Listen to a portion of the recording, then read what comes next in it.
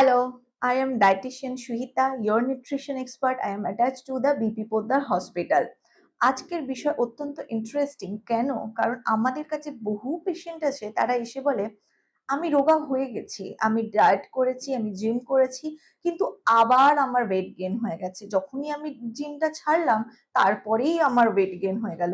এখন আমি কি করব? তাহলে কি জিম করা খারাপ? তাহলে কি এক্সারসাইজ করা খারাপ? তাহলে আমি কি করে রোগা থাকবো? আমাদের কাছে কনসার্ন হচ্ছে রোগা তো আমি হয়ে গেলাম। সে যেকোনো ডায়েট করে আমি সেই জায়গাতে গেলামই না আপনি কিভাবে ওয়েট লস করেছেন। যেকোনোভাবে হোক আপনি ওয়েট লস করলেন। তারপরে সেটা সাস্টেইন করবেন কি করে? সেই ফিগারটা আপনি ধরে রাখবেন কি করে? আজকে আমরা ভিডিওতে সেটাই আলোচনা করব। ফুল ভিডিওটা আপনি অবশ্যই দেখুন। প্রথমেই বলবো এখানে একটা ব্যাকগ্রাউন্ড জানাটা খুব দরকার যে আপনি কি ধরনের ডায়েট করে রোগা হয়েছেন। কারণ কখনো যদি আপনি ক্রাশ ডায়েট করেন সেটা আপনার বডির সাথে হয়তো কোনোভাবে মিললই না। অনেক ধরনের ডায়েট আছে, অনেক গুগল বেসড অনেকে অনেক ডায়েট করেন, অনেক সময় তারা ইন্টারমিটেন্ট ফাস্টিং করেন, অনেক সময় তারা কিটো ডায়েট করেন, অনেক ধরনের ডায়েট আছে। কিন্তু আপনি কোন ধরনের ডায়েট করেছেন সেটা জানাটা খুব দরকার। তার কারণ হচ্ছে ওটা আপনার বডির মেটাবলিজমটাকে অল্টার করে দিতে পারে। তাহলে বডির মেটাবলিজম যদি অল্টার হয়ে যায়, আপনার বডিতে ফার্স্ট মেটাবলিজম হচ্ছে না, লো মেটাবলিজম হচ্ছে, সেটা জানাটা খুব দরকার। কারণ বডিকে প্রপারলি সাস্টেনেবল ডায়েট প্ল্যানে রেখেই ওয়েট লস করাটা খুব দরকার। আপনি এক্সারসাইজ করুন, কিন্তু তার সাথে বডির প্রপার মেটাবলিজম বজায় রাখার জন্য, বডির প্রপার ব্যালেন্স বজায় রাখার জন্য এটা কিন্তু খুব দরকার। আপনি এমন একটা ক্রাশ ডায়েট করেছেন, করে ওয়েট লস, আপনার তো ওয়েট কমে গেল, আপনার মাসল কমে গেল, তাতে দেখছেন আপনার ওয়েট মেশিনে ওয়েটটা কমে গেল। কিন্তু সেটা কিন্তু হয় না। আপনার বডিতে হয়তো কোনো ভিটামিন ডেফিসিয়েন্সি হতে পারে, যার রেজাল্টস এখন আপনি ওয়েট গেইন করে ফেলেছেন। এটা মাথায় রেখে ওয়েট লস করবেন।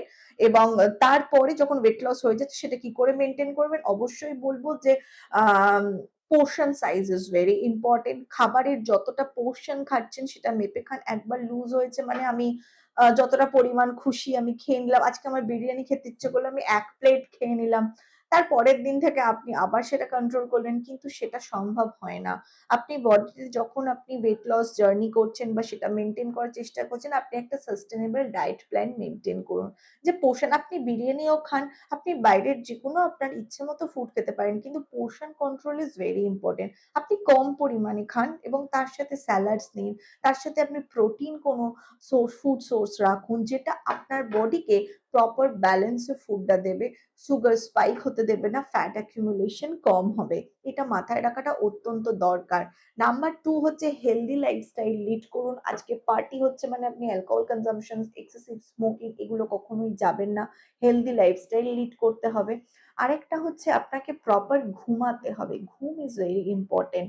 আপনি রোগা হয়েছেন কিন্তু আপনার অফিসে প্রচুর স্ট্রেস, আপনি স্ট্রেস নিয়ে ফেলছেন, প্রচুর কাজ হয়তো করছেন, কিন্তু সেক্ষেত্রে আপনার প্রপার ঘুম হচ্ছে না, আপনার বডিতে রেস্ট হচ্ছে না। Rest is very important.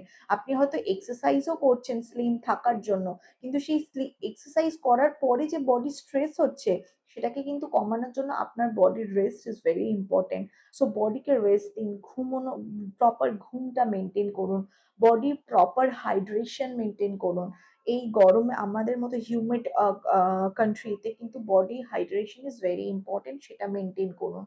Next আসবো হচ্ছে তাড়াতাড়ি ডিনার, অবশ্যই তাড়াতাড়ি করার চেষ্টা করুন। যেরকম ওয়েট লস জার্নিতে আপনি করেছিলেন আর্লি ডিনার করার চেষ্টা করুন। Easy to digestible food Khan.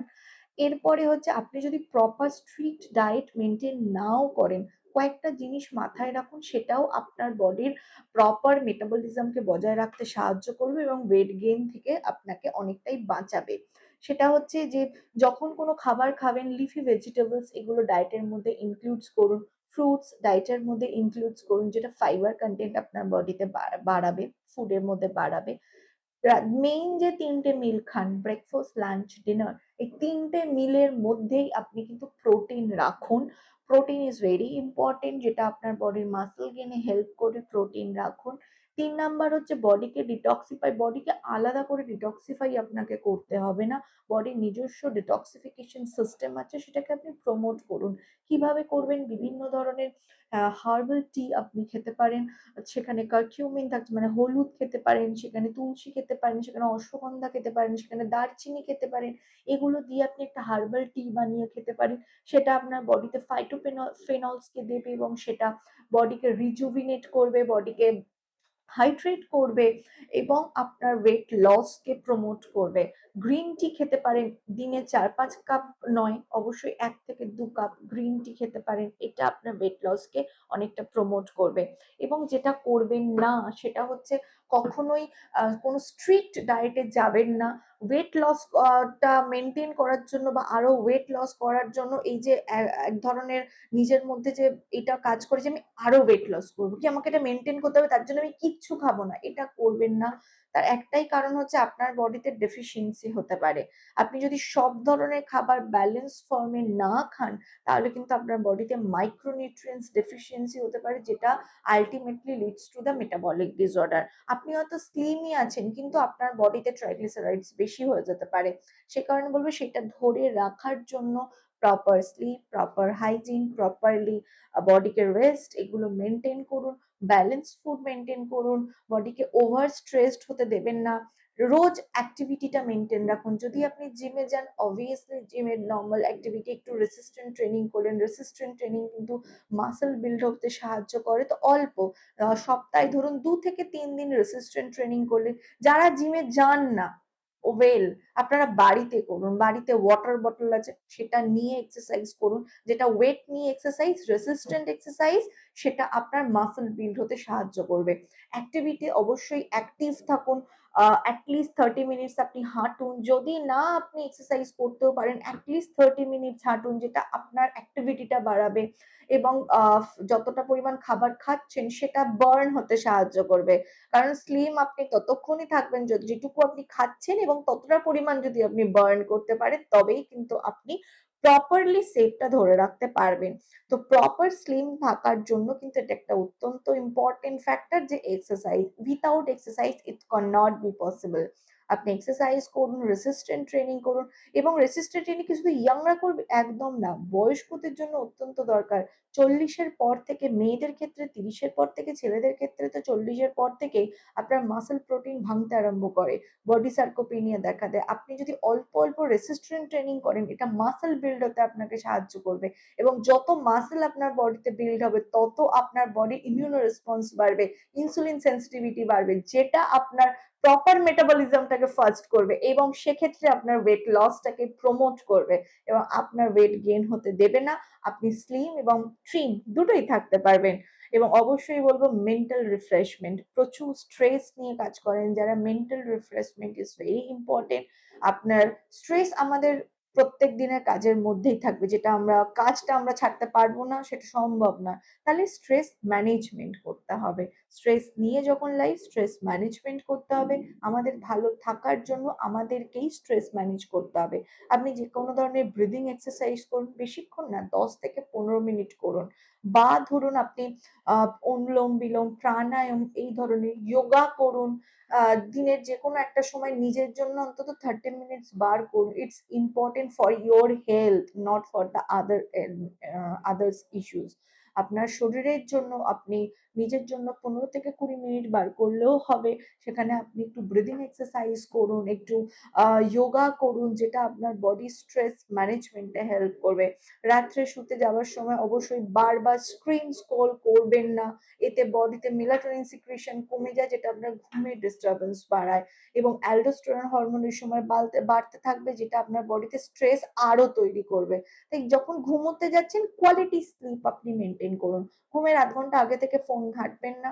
Phone scrolling বন্ধ করুন। একটা প্রপার এনভায়রনমেন্ট ক্রিয়েট করুন ঘুমের জন্য এবং রাত্রে শোবার আগে একটু মিল্ক খেতে পারেন, যেটা মেলাটোনিন সিক্রেশনকে প্রমোট করবে। আপনার ঘুম প্রপার স্লিপ হবে এবং এইভাবে যদি একটা হেলদি লাইফস্টাইল আপনি লিড করতে পারেন, তাহলে অবশ্যই আপনি আপনার যে ওয়েট লস করছেন সেটা অবশ্যই ধরে রাখতে পারবেন। যখন আপনি কোনো হঠাৎ করে আপনার কোনো অনুষ্ঠান বাড়ি পড়লো বা কোনো social any type of occasions, যেকোনো কোনো অকেশনস পড়তেই পারে, আপনি যেতেই পারেন, অবশ্যই যান। কিন্তু ওয়েট লস করেছেন মানেই কিন্তু আপনি অনেকটা পরিমাণে খেয়ে নিলেন, এটা করবেন না। পোরশন কন্ট্রোলিং করুন। Selection of food is very important. আপনি ফ্রাইড পোরশন চুজ করছেন, ফ্রাইড ডিশেস চুজ করছেন, নাকি আপনি গ্রিলড বা স্যালো ফ্রাই, বয়েলড এই সমস্ত জিনিস চুজ করছেন। তো food selection is very important. এটা মাথায় রাখতে হবে। রেস্টুরেন্টে গেলেও এটা মাথায় রাখতে হবে কি ধরনের ফুড আপনি সিলেক্ট করছেন।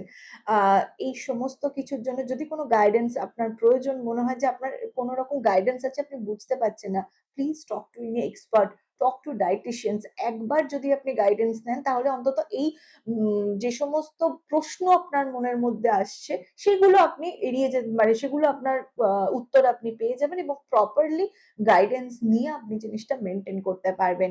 তাই প্রত্যেককে বলবো, কোয়ালিফাইড ডায়েটিশিয়ানের সঙ্গে আপনি কথা বলুন, আপনার মনের সমস্ত কোয়েশ্চেন গুলো ক্লিয়ার করুন এবং একটা sustainable life, healthy life lead করুন, যেটা আপনার ওয়েট লস কে আটকাবে এবং আপনি আপনি যে আইডিয়াল আপনার বডি ওয়েট সেটা আপনি মেনটেন করতে পারবেন।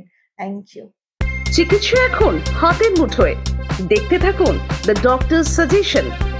লাইক আর সাবস্ক্রাইব করতে ভুলবেন না।